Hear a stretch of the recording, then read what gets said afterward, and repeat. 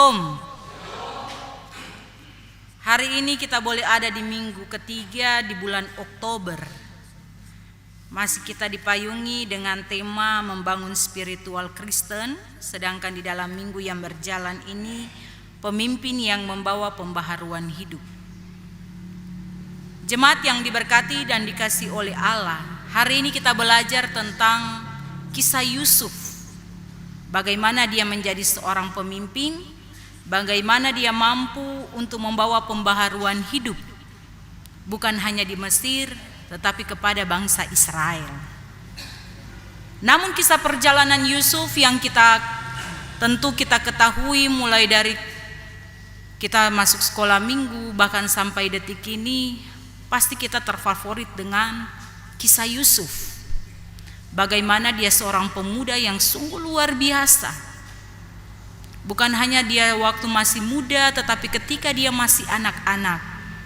Walaupun Allah menunjukkan banyak hal di dalam kehidupannya lewat mimpi-mimpi dan ketidakkesukaan akan mimpinya lewat ayah ataupun kakak-kakaknya, sehingga mereka membenci dia, bahkan mau merencanakan untuk membunuh.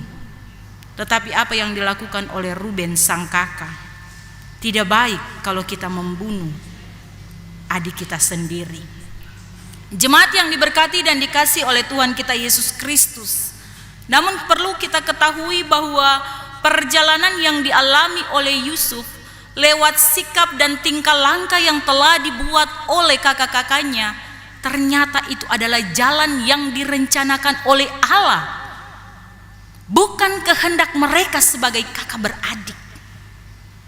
Ketika peristiwa di mana Yusuf mendapatkan mimpi dan menyampaikan bahwa akan ada di mana 11 orang yang akan menyembah dia, tentu sebagai kakak dan beradik, sebagai kakak-kakak dan juga orang tua, wah, bagaimana bisa kami orang tua dan kakak-kakak akan menyembah engkau? Dan ternyata apa yang telah dialami oleh Yusuf sungguh luar biasa. Rencana untuk membunuh, bahkan terjadi penjualan, bahkan sampai dia ada di tanah Mesir, bahkan dia ada dalam pengkhianatan yang sungguh luar biasa.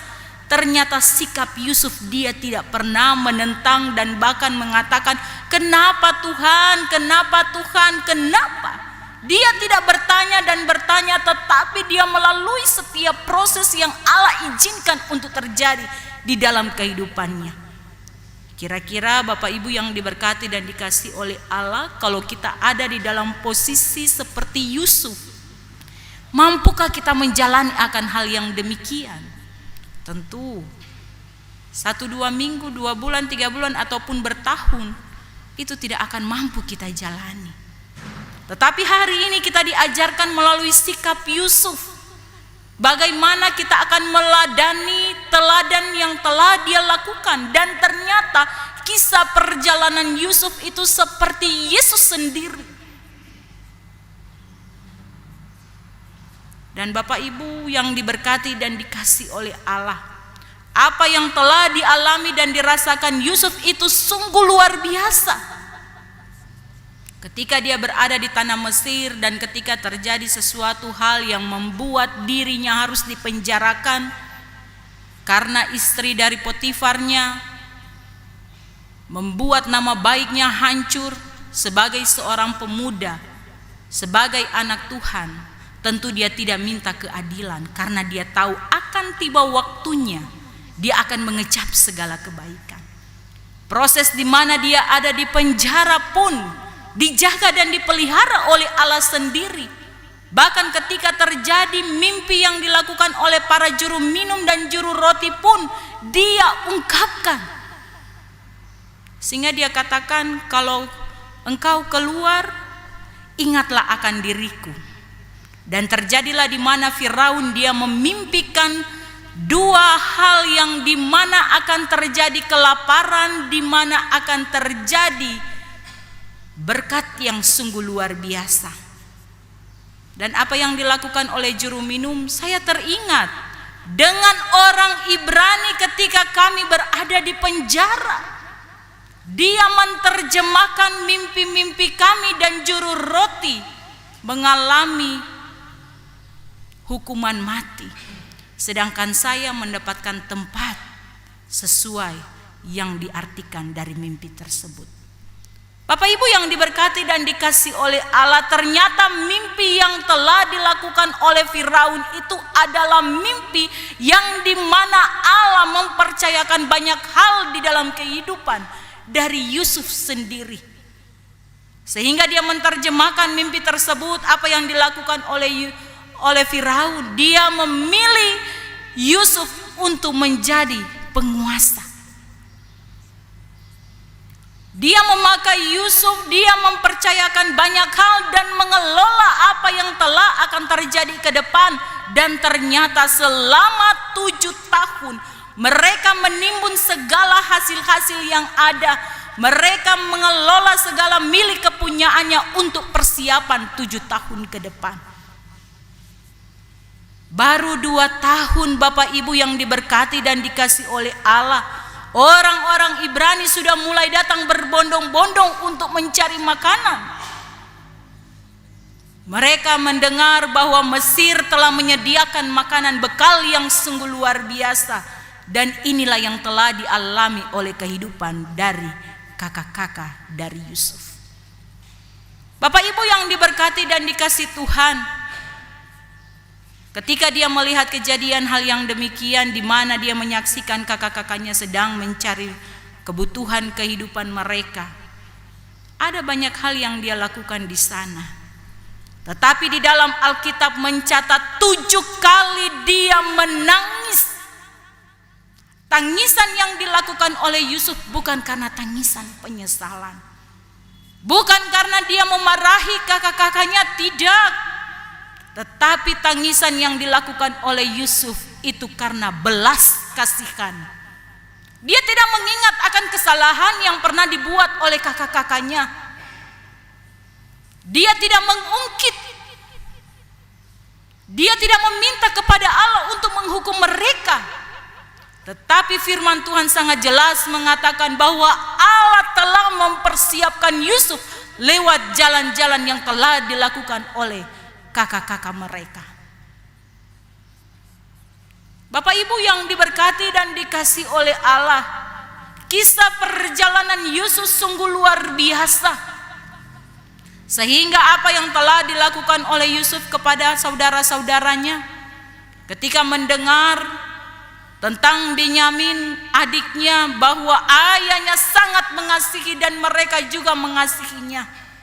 Bahkan ketika diminta untuk membawa Benyamin pun, mereka mengatakan tidak bisa, kalau Benyamin pergi ayahnya akan mati. Dan kita lihat di dalam kisah yang kita baca di dalam ayatnya yang pertama hingga ayatnya yang ke-8, itu membuktikan bahwa Yusuf sangat peduli dan sangat mengasihi mereka. Dia tidak mengingat apa yang telah diperbuat oleh saudara-saudaranya, tetapi dia katakan, aku adalah Yusuf.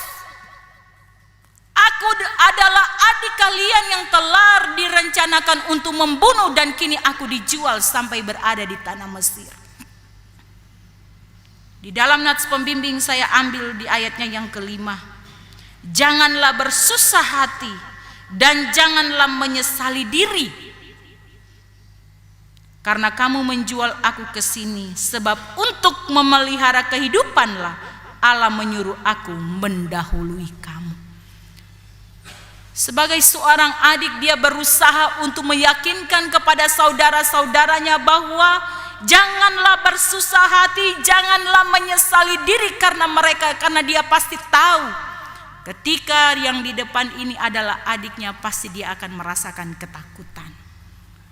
Wah, ini saya punya adik yang saya sudah rencana membunuh, kini dijual sehingga dia ada di Mesir, pasti dia akan menghukum kami, dia akan menganiaya kami, dia akan memperbudak kami dan lain sebagainya. Tetapi apa yang diungkapkan oleh Yusuf? Jangan bersusah hati. Di situ ingin mau menyampaikan kepada kita bahwa pengampunan yang dilakukan oleh Yusuf itu sungguh luar biasa. Kasih yang dilakukan oleh Yusuf kepada saudara-saudaranya lebih besar dan yang menjadi pertanyaan di dalam kehidupan kita sebagai umat Kristiani.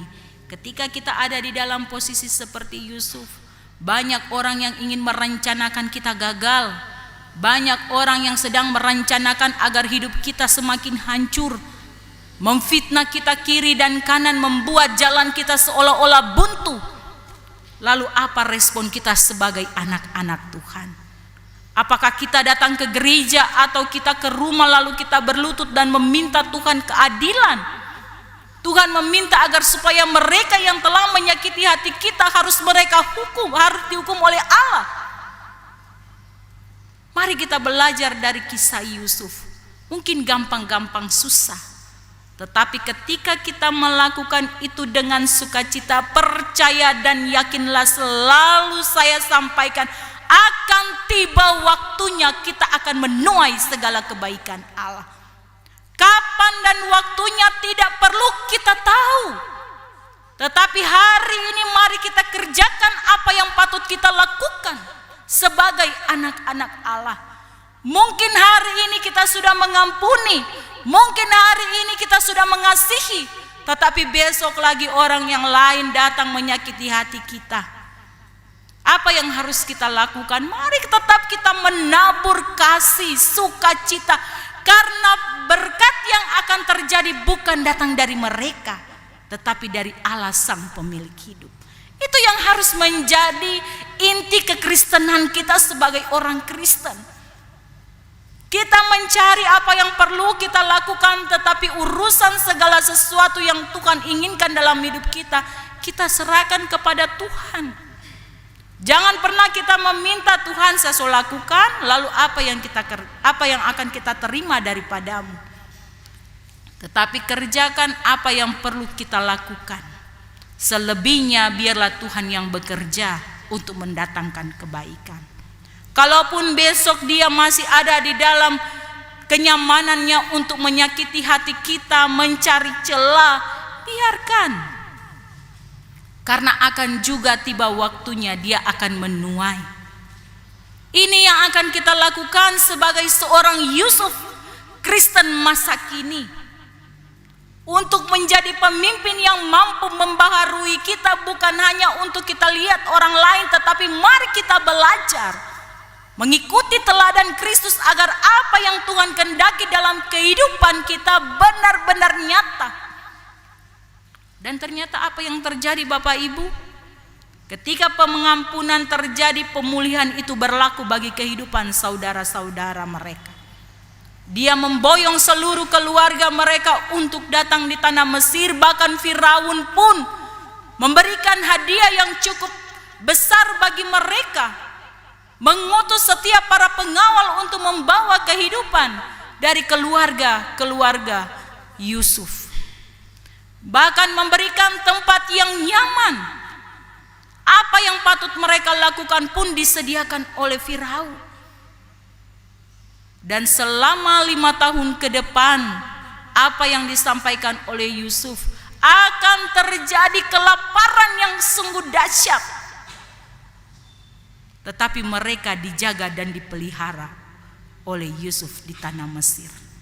Begitu juga dengan kehidupan kita. Kalau kita bijak akan segala hal, kita akan mengelola banyak hal. Dan ketika kita ada di dalam persoalan pergumulan, apa yang kita siapkan itu akan menjadi bekal di dalam kehidupan kita. Kita tidak akan pernah merasakan ketakutan. Kita tidak akan pernah merasa terintimidasi. Kita tidak akan merasa tertekan dengan banyak hal, karena kita sudah menyediakan bekal untuk belajar mengasihi sesama kita. Bapak Ibu yang diberkati dan dikasihi oleh Tuhan kita Yesus Kristus, lebih ajaib dan menggetarkan hati kita ialah bagaimana kejahatan diubah oleh ketaatan dan kasih yang menjadi sempurna untuk menjadi alat perwujudan kekristenan kita sebagai anak-anak Tuhan yang memperoleh kebaikan di dalam penyelamatan yang berasal daripada Tuhan. Jadi jangan pernah berpikir bahwa kejahatan, ketidakadilan, yang diizinkan oleh Allah untuk kita berproses itu adalah sebuah batu sandungan untuk kita tidak mencapaikan berkat atau keselamatan yang dikehendaki oleh Allah.